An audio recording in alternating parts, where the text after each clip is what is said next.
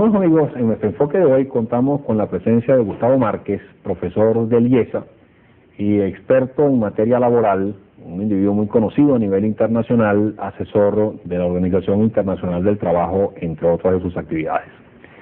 Bienvenido a Enfoque, Gustavo. Recientemente tú organizaste y liderizaste un simposio en el IESA sobre economía informal. Y inclusive esto pues estuvo muy... hubo mucho despliegue de prensa hace unas cuantas días atrás, cuando se estaba realizando el foro. Y me parece interesante conversar contigo sobre ese tema, porque hay una típica polémica entre los que tratan sobre ese tema, unos que defienden a ultranza la economía informal, dicen que ese es el futuro de los países latinoamericanos, que eso es lo que hay que incentivar, la pequeña empresa, la empresa, inclusive pues en Venezuela el Grupo Mendoza, por ejemplo, es uno de los que más ha incentivado este tipo de actividad, dándole soporte a pequeños empresarios, cosa que es obviamente loable y aplaudible en todo punto de vista. Pero otros que se oponen a lo que es economía informal, diciendo que esa es una desgracia que existe dentro de una economía, porque allí se concentra una situación laboral sumamente adversa, muy contraria a los intereses de los trabajadores, que no tienen ningún tipo de protección, etc. ¿Por qué no nos hablas un poco sobre ese tema en forma introductoria? Bueno, no es que se habla de economía informal en términos de que es bueno o que es malo. Me evoca el cuento de los filósofos chinos, que los vendan y los ponen enfrente de un elefante. Según los filósofos chinos agarra la trompa del elefante y dice que un elefante es una culebra muy grande. Otro agarra la pata del elefante y un elefante es como una columna. Y los filósofos se pelean enormemente durante años acerca de cómo es un elefante. Bueno, pasa lo mismo en el sector informal. Tiene partes que son como una culebra, tiene partes que son como una columna. Tiene aspectos muy positivos en términos de desarrollo de iniciativa empresarial de algunos sectores. Tiene aspectos muy negativos en términos de situaciones de exclusión del mercado de trabajo normal. Hablar de que es una sola de estas dos cosas es muy confuso, porque básicamente hay dentro del sector informal al menos tres grupos. Yo siempre que hablo del sector informal dibujo una pirámide. En la punta de la pirámide están los microempresarios exitosos, los que están desarrollando empresas con cierta iniciativa, con cierta mezcla que es lo que hace una empresa, más allá de una suma de máquinas y de gente. En la base de la pirámide están los muy pobres, la gente que vende cosas en la calle, que van desde los vendedores de naranjas en la autopista hasta los boneros, pasando por mujeres que cosen en sus casas. Todo esto junto nosotros lo llamamos sector informal. Sin embargo, cada uno de estos grupos requiere distintas políticas y tiene distintas problemáticas que resolver. El grupo de la cúspide de la pirámide lo que necesita es cambios en el ambiente regulatorio que hagan esta economía más competitiva. Pueden hacer una contribución muy importante a la producción, a volver esta economía un poco más flexible y más productiva de lo que es hoy. La gente que está en la base de la pirámide, lo mejor que podemos hacer con ellos es, a muy corto plazo, darles subsidios, porque eso es lo que necesitan. Y a más largo plazo, cuando esta economía vuelva a crecer, reintegrarlos en el mercado de trabajo, en puestos de trabajo del sector moderno, que es donde debían estar. Sí, pues mira, en ese último punto que tú mencionas, hay algo yo creo que es importante destacarlo, que es que la economía informal, en cierto modo, es producto de lo que sucede en la economía en su conjunto y de lo que sucede en la economía formal, en la medida en que tú te adentras en un proceso recesivo, en un proceso depresivo, de bajo nivel de dinamismo económico, bajo nivel de actividad económica. Eso obviamente desplaza a una serie de personas que antes estaban empleadas en el sector formal, en fábricas, en empresas formales, etcétera, que pasan a ser desempleados, pasan a engrosar, digamos, las filas de un ejército de subempleados, ese bonero, ese individuo que hace cualquier tipo de actividad económica para ganarse el pan del día, pero que está muy lejos de estar realizando una actividad que es consona con su capacidad o con su destreza, o que esté incapacitado de poder obtener un trabajo a tiempo completo, o que reciba una remuneración consona con ello. Y ahí es donde, digamos, surge ese lado negativo, ese lado oscuro, digámoslo así, de lo que es el sector informal, eso que tú dabas por llamar la leyenda negra del sector informal, ¿no? Y por lo tanto ahí es donde radica el principal problema del sector informal. Vamos a cumplir unos compromisos. Al regreso, sin embargo, yo quiero, Gustavo, que tú nos comentes un poco sobre, bueno, qué implica esa alta concentración del 38% de la fuerza laboral, según estadísticas de la OCDE, que está hoy en el sector informal en Venezuela, ¿qué implica eso en una economía como la nuestra, en una economía donde, por ejemplo, de pronto se habla de indización de salarios o de indización de la economía en su conjunto? ¿Qué implicaciones puede tener todo este desarrollo, este florecimiento de la economía informal en una economía como la nuestra? Ya regresamos.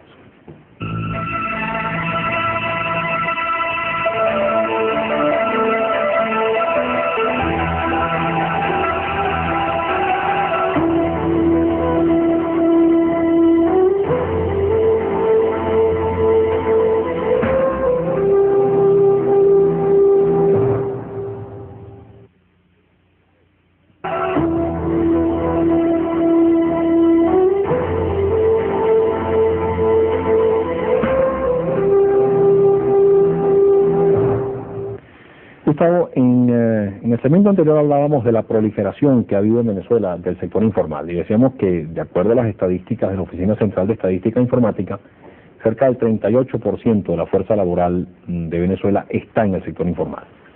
Esto me parece muy grave porque cada vez más, en la medida que nos adentramos en un proceso inflacionario, se habla más y más de un proceso de indización de salarios, pero a la vez en un proceso de indización global de la economía.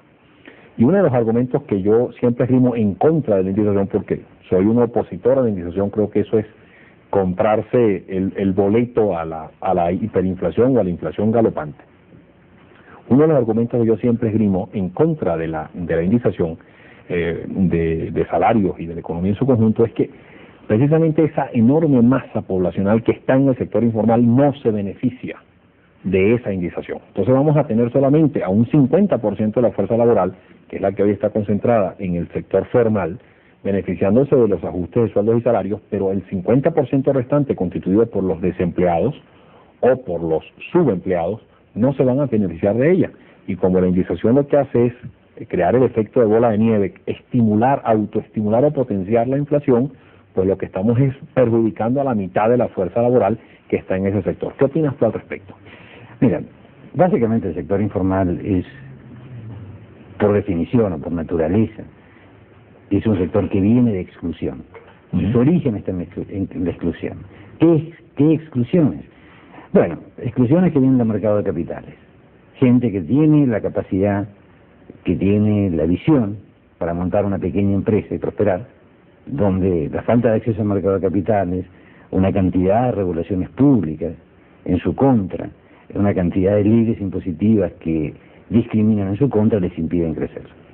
Esa es la exclusión que afecta a una parte muy reducida del sector informal. La exclusión que afecta a la parte más importante del sector informal, a ese 70% pobre del sector informal, es básicamente la falta de acceso a empleo del sector moderno. ¿Por qué no tienen acceso a empleo del sector moderno? Bueno, porque durante todas las décadas que Venezuela tuvo una política de sustitución de importaciones, nosotros le dijimos a los empresarios: señores, aquí tienen subsidios al capital, aquí tienen subsidios a los bienes importados, aquí tienen subsidios al crédito y aquí tienen los impuestos al trabajo. Aquí tienen una ley de trabajo que pretendidamente es progresista porque origina costos laborales muy por encima del salario que los obreros ganan y por lo tanto esto es bueno. ¿Qué produjimos? Bueno, básicamente produjimos que los empresarios contraten procesos productivos más intensivos en capital. Es decir, procesos productivos que utilicen mucho crédito, mucho capital, muchas importaciones que están subsidiadas y muy poco trabajo, sobre el cual tengo que pagar impuestos. Y esto es lo que básicamente genera el grueso del sector informal, un sistema de exclusión basado en que los precios relativos entre capital y trabajo se ponen de forma tal de que los empresarios tienen incentivos para contratar muy pocos trabajadores. Como el trabajo es algo que no se puede guardar, como los trabajadores tienen que vender su trabajo para comer. Bueno, venden su trabajo donde pueden. ¿Dónde pueden? Bueno, en la calle, en este sector informal, desorganizado, sin leyes laborales, sin protección de ningún tipo. Y cuando estamos hablando de sin protección de ningún tipo, estamos hablando de sin protecciones sanitarias tampoco. Es decir, las empresas del sector informal, no seamos románticos, las empresas del sector informal no tienen seguridad, no tienen condiciones sanitarias adecuadas, muchas veces los procesos productivos son peligrosos para los trabajadores y no hay ninguna medida de protección. Bueno, pero sea cual sea la situación, el resultado neto Y es que hay un grupo de trabajadores que queda fuera de todos los beneficios y todas las protecciones que las leyes del país consagran para los trabajadores. Si tendemos a reforzar estos beneficios, porque en las situaciones de crisis muchas veces hay una respuesta, es decir, vamos a favorecer más en el mercado de trabajo a los más pobres. Lo que tendemos a hacer básicamente es a que cada vez haya menos trabajadores protegidos y más trabajadores desprotegidos. El mercado de trabajo es un mercado muy delicado como cualquier mercado. Si nosotros pretendemos resolver situaciones de pobreza a través del mercado de trabajo y no a través de los mecanismos que el Estado dispone para resolver las situaciones de pobreza, que son la política social, la política de subsidios directos, una adecuada prestación de servicios públicos, de educación, de salud. Si pretendemos influenciar directamente sobre el mercado de trabajo para aliviar situaciones de pobreza, lo único que estamos logrando es privilegiando más a un grupo cada vez más pequeño que es privilegiado, que son los trabajadores que tienen empleos en el sector moderno. ¿A costa de qué? A costa de que cada vez el grupo de excluidos del sector moderno se vuelve cada vez más grande. Y eso yo creo que es una preocupación fundamental en este momento. Ese, digamos, es el lado negativo de lo que es la proliferación del sector informal. Exacto. Sí, porque si el sector informal efectivamente fuese una alternativa al sector moderno, donde tú digas, bueno, posiblemente las grandes empresas tienen determinadas estructuras, determinadas inflexibilidades en su estructura misma, y por lo tanto cuando no pueden adentrarse en mercados pequeños, mercados fraccionados, mercados marginales, eso tiene que ser cubierto por empresas pequeñas, pero esas empresas pequeñas que forman el sector informal también pudieran ser eficientes. Entonces sí, ahí sería plenamente aplaudible todo lo que es el sector informal, y por eso es que hay que darle soporte a todo este esfuerzo que se está haciendo por darle apoyo a la microempresa, a la empresa familiar, organizarla, darle técnicas, darle acceso a técnicas administrativas que mejoren su eficiencia, etcétera. En ese sentido estamos en pleno acuerdo, pero eso no es realmente el sector informal pernicioso del que tú realmente estás hablando. Ese sector informal también existe. Ese sector informal de microempresas prósperas también existe. Una de las cosas muy lindas que sucedieron durante el simposio que organizamos en Viesa el viernes del sábado pasado se presenta un grupo de microempresarios de la Asociación de Productores de Simón Rodríguez, de Katia, que son un grupo apoyado por uno de los varios grupos que en Caracas, organizaciones no gubernamentales, que en Caracas apoyan el desarrollo de microempresas, como CESAP, la Fundación Mendoza. Gente que realmente tiene ganas de hacer cosas, gente que realmente está organizándose y está tratando, enfrentando todos los sistemas de exclusión que nosotros tenemos. Es decir, no tienen acceso a crédito, no tienen seguridad social, no tienen un montón de beneficios que todos los demás disponemos. La tarea que esas organizaciones no gubernamentales están cumpliendo es sumamente importante. Es una parte de la tarea que hay que hacer, no es toda. Es decir, un poco el problema del sector informal es que uno pretende que alguien haga todo al mismo tiempo para algo que es muy heterogéneo. Es decir, la gente que es buena para ayudar a los microempresarios no tiene por qué saber cómo ayudar a los más pobres dentro del sector informal. La política social, que es muy buena para ayudar a los más pobres del sector informal, no sirve para nada para la gente que tiene alguna capacidad productiva dentro del sector informal. Sin embargo, el rol que el sector informal puede cumplir, que este grupo de microempresas exitosas puedan cumplir en la economía, es sumamente importante. Nosotros queremos tener una economía más competitiva. Para eso promulgamos una política comercial, para eso liberamos las tasas de interés. Bueno, ¿dónde están los sectores de la competencia? Si es imposible pretender que los grupos grandes, las empresas muy grandes, que son oligopólicas y que dominan un mercado, compitan entre sí. De hecho no lo van a hacer, y de hecho eso no es lo que uno está buscando. Lo que uno está buscando es el surgimiento de un sector de pequeñas y medianas empresas que creen competencia, que creen competencia, que sean los actores de la competencia, que flexibilicen la economía. Eso es lo que estamos buscando, y ese es un rol importantísimo que el sector informal puede cumplir, en la medida en que el ambiente regulatorio sea más propicio para que los más eficientes dentro del sector informal lleguen a constituir ese grupo de pequeñas y medianas empresas. No se trata ahora de dar vuelta los subsidios. Ahora, antes subsidiábamos a los más grandes, ahora a los más pequeños. No hay nada inherentemente más productivo en ser pequeño. Es el mercado que decida quiénes de esa gente va a ser eficiente y va a ser exitoso. Pero en este momento no dejamos que el mercado lo decida. Sí, tú estás planteando una cosa que es realmente interesante. Cuando uno estudia microeconomía, una de las cosas que uno aprende es las economías de escala, que es que cuanto más grande es la empresa, cuanto más grande es la fábrica, cuanto mayor es el volumen de actividad de una empresa, pues sus costos por unidad, sus costos medios, tienden a bajar y por lo tanto esa empresa puede vender más barato. Sin embargo, tú lo que estás planteando entonces aquí es que una de las formas para tú crear competencia, mantener la inflación a raya, mantener acciones especulativas que pudieran estar presentes en esas pocas grandes empresas que forman un oligopolio, que se ponen de acuerdo entre sí, no compiten, sino vamos a fijar un precio a un determinado monto, es precisamente esa pequeña empresa que no tiene economías de escala y que consecuentemente debería tener una estructura de costos inclusive muy superior a la de las grandes empresas. Pero entonces, ¿de dónde viene esa posibilidad de esa pequeña empresa de vender más barato y crear esa competencia al más grande? Creo que es un punto interesante de ahondar. A mí me gusta contar dos anécdotas respecto a esto. Una es la historia de los programas para computadores.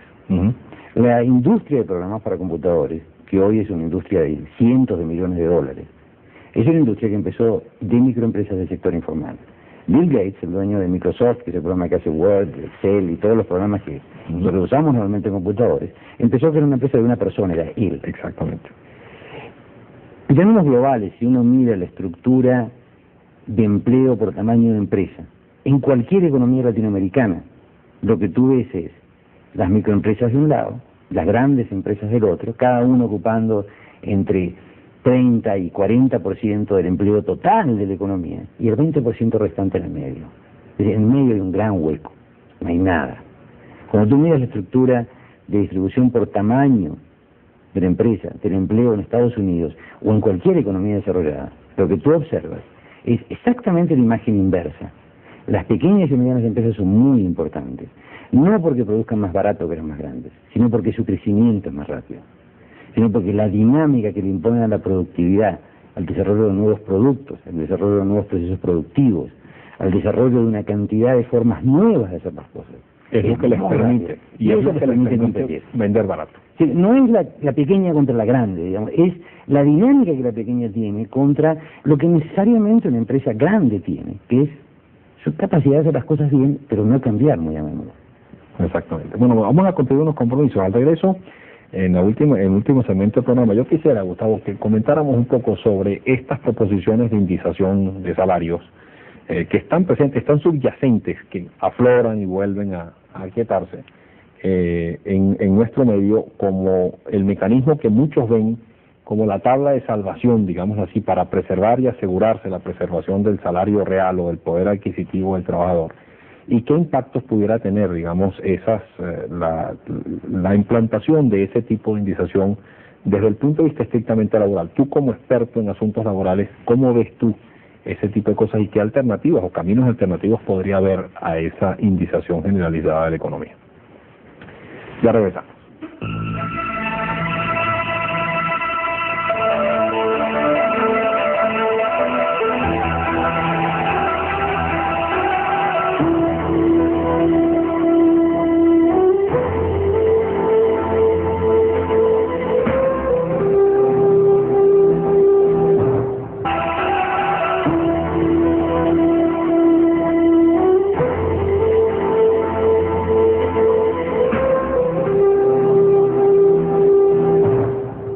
Gustavo, al final del segmento anterior te hacía el planteamiento de qué opinas tú acerca de estas proposiciones de indización de la economía, indización generalizada y específicamente indización salarial como el mecanismo para preservar el poder adquisitivo del trabajador, para preservar el ingreso real del trabajador.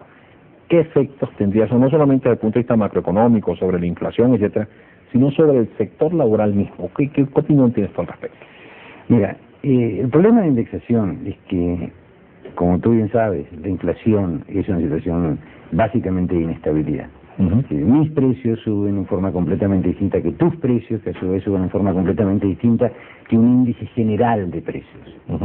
Cuando hablamos de indexación, todos nos amarramos a un índice de precios, que no tiene nada que ver con el índice, la capacidad, que mide la capacidad de pago de mi empresa para pagar salarios. ¿Qué es lo que sucede? La indexación básicamente termina favoreciendo a aquellos cuyos precios suben más.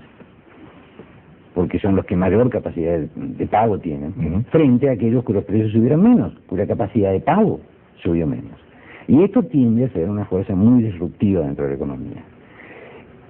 Lo que tiende a suceder es que, como todos nos alineamos a la más alta inflación posible, es decir, yo subo mis precios lo más que puedo, porque como sé que mis costos van a subir a ese índice, entonces todo eso tiende a acelerar la inflación.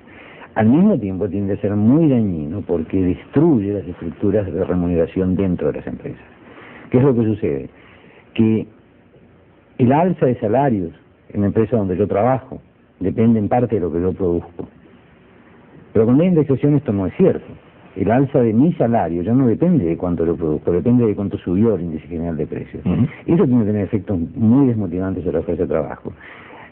Como es un proceso de muy corto plazo, la gente aprende muy rápidamente, empieza a generar más presiones inflacionarias y al mismo tiempo rompe la estructura relativa de remuneraciones entre empresas. Las empresas que antes pagaban bien y por eso conseguían una cierta calidad de fuerza de trabajo, ahora ya no pueden pagar bien porque tienen que moverse al mismo ritmo que todas las demás. Entonces, hay una cantidad de efectos que tienen que ver con el propio mercado de trabajo, por el cual la indexación es profundamente dañina. Ahora, esto no quiere decir que los salarios no tengan que aumentar. Claro, esto no quiere decir que los salarios tengan que quedarse estables porque los trabajadores tienen que pagar el costo de la lucha contra la inflación. Este no es el punto. El punto es cómo tienen que subir los salarios para preservar una situación ordenada dentro de la economía. Y yo creo que la mejor forma que los salarios tienen que subir es a través de negociaciones descentralizadas.